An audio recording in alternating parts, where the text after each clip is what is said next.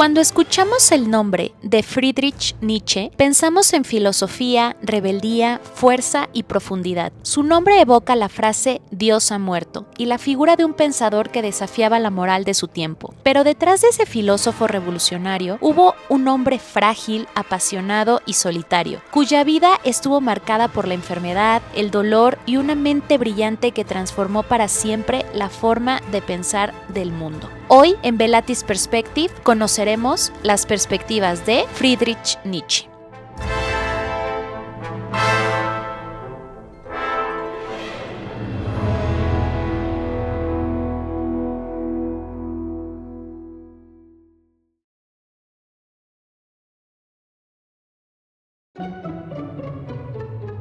Friedrich Wilhelm Nietzsche nació el 15 de octubre de 1844 en Röttgen, Alemania. Fue el primogénito de Karl Ludwig Nietzsche, un pastor luterano, y de Franziska Ulia. La familia estaba profundamente ligada a la religión. Su padre y sus dos abuelos eran pastores protestantes, lo que marcó sus primeros años. La infancia de Nietzsche estuvo marcada por la tragedia. A los 5 años perdió a su padre por una enfermedad cerebral y poco después murió también su hermano menor, Ludwig. Creció entonces en un hogar gobernado por mujeres, su madre, su abuela, sus tías y su hermana Elizabeth, en un ambiente profundamente religioso y disciplinado, del que más tarde buscaría emanciparse intelectualmente. De niño era tan serio que lo llamaban el pequeño pastor, porque ya se le veía como un futuro líder religioso. Nadie imaginaba que acabaría siendo uno de los críticos más radicales de la religión. El nacimiento de Nietzsche, un 15 de octubre, lo vincula con el número 6, que representa responsabilidad, deber y servicio. Ese número refleja la tensión de su vida. Creció bajo la carga moral del protestantismo, pero dedicó su pensamiento a desafiar esos mismos valores y criterios. Al sumar su fecha completa, llegamos al número 5, símbolo de la libertad,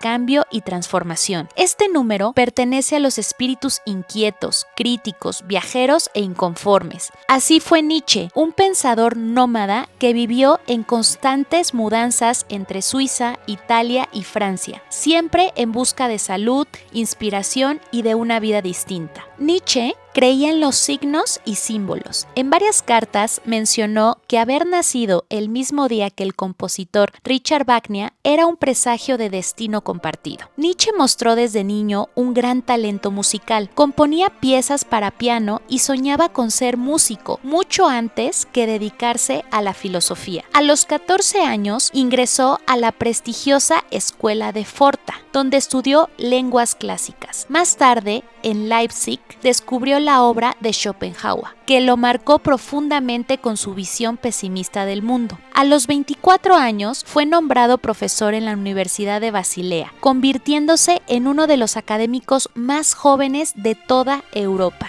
Ahí consolidó una amistad con Richard Wagner y su esposa Cosima, a quienes admiraba profundamente. Pero esa amistad terminó en una amarga ruptura, dejando a Nietzsche una herida personal y filosófica.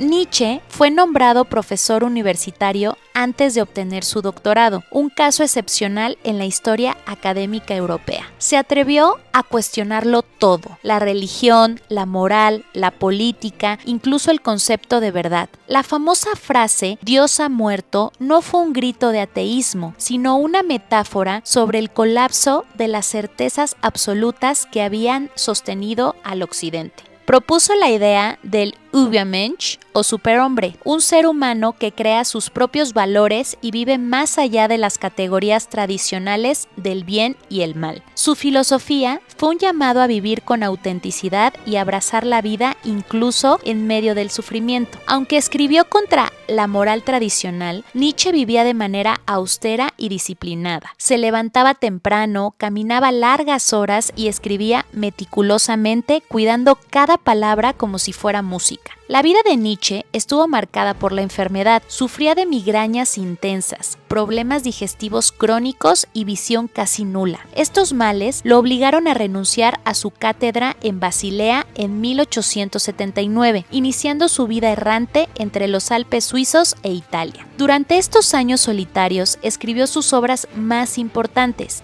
Así habló Zaratustra, más allá del bien y del mal, y la genealogía de la moral. Sin embargo, en el plano personal, vivió rechazos amorosos que lo dejaron devastado. El más doloroso fue el de Lou Andrea Salomé, una joven intelectual rusa que rechazó su propuesta de matrimonio, eligiendo en su lugar una relación libre con otros pensadores. Nietzsche soñaba con un trío intelectual junto a Lou Salomé y su amigo Paul Rivet, una comunidad de pensamiento totalmente libre. Pero cuando Lou lo rechazó, Nietzsche se distanció de ambos y quedó emocionalmente destrozado.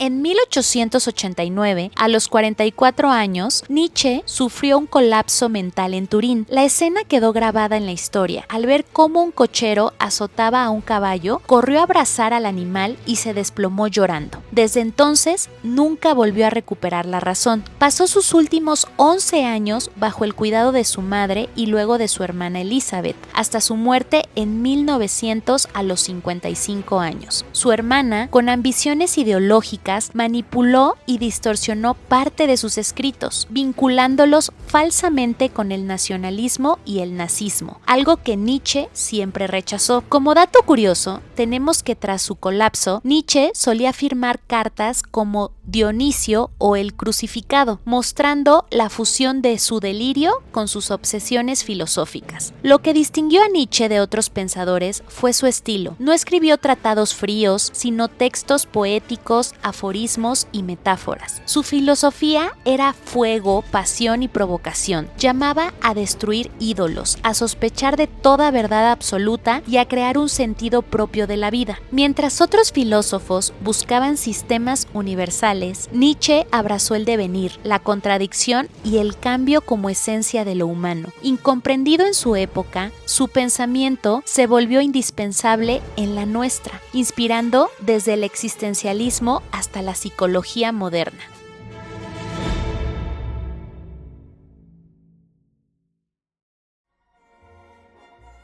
Friedrich Nietzsche fue hijo, hermano, músico, filólogo y filósofo, pero sobre todo un hombre que convirtió su fragilidad en fuerza intelectual y su soledad en pensamiento universal. Lo motivaba la búsqueda incesante de autenticidad y verdad, pero moría poco a poco en un cuerpo enfermo, en sus amores no correspondidos y en la incomprensión de sus contemporáneos. Esa tensión entre grandeza y vulnerabilidad fue el motor de su obra y de su vida. Pensar con radicalidad incluso cuando todo parecía derrumbarse. Porque como él mismo escribió, aquel que tiene un porqué para vivir puede soportar casi cualquier cómo.